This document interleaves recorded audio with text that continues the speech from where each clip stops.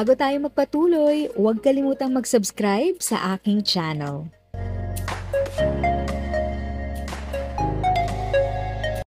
Thank you sa pag-click ng aking video. Good day po sa lahat ng mga nanonood. Sa mga bagong viewers at napadaan lang, by the way, I'm Tita Eda. Welcome to my channel.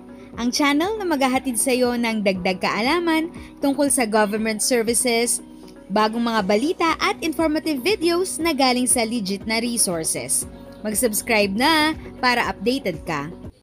Ang pagboto ngayong taon ay mas mabilis, mas organisado at mas komportable ayon sa mga senior citizen at persons with disabilities o PWD sa iba't ibang polling center sa Metro Manila para sa National and Local Elections 2025. Sa Alabang Elementary School sa Muntinlupa, pinahayag ng 68 anyos na si Nanay Elcidita ang kanyang kasiyahan sa kung paano pinangasiwaan ang proseso ng pagboto.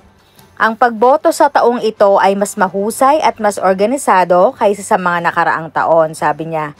Ibinahagi rin niya na patuloy siyang bumoto para sa kinabukasan ng kanyang mga apo at ng nakababatang henerasyon ng mga Pilipino.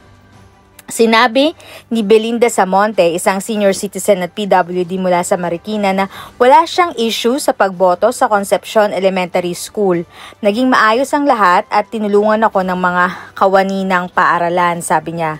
Sa Maynila, nagsilbing Priority Polling Place o PPP ang labi ng Dr. Alejandro Albert Elementary School. Ang nasabing paaralan ay isa sa mga pinakabagong presinto na binuksan para sa National and Local Election 2025.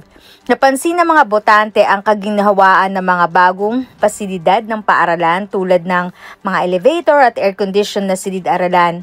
Sa Pateros, 58 anyos na tricycle driver, pinili ni Valentin na magtrabaho muna bago bumoto sa hapon. Ang tanging hiling niya sa sinumang manalo sa halalan ay tuparin ang mga pangako noong kampanya. Nagtakda ang Commission on Election o COMELEC ng early voting hours mula alas 5 ng umaga hanggang alas 7 ng umaga at naglaan ng PPP para sa mga persons with disability, senior citizen at mga buntis na kababaihan sa National Local Election 2025.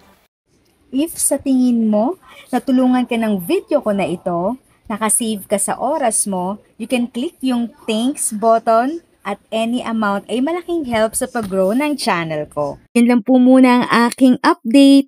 Sana ay nakatulong na dagdag kaalaman ang aking share today.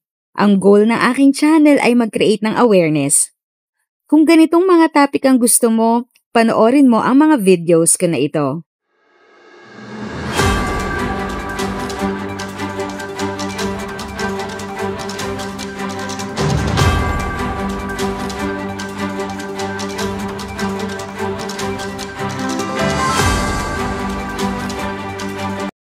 Thanks for watching! Kung may kapamilya, kaibigan o kakilala sa tingin mo ay magiging interesado sa video, please share or tag sila sa comment section.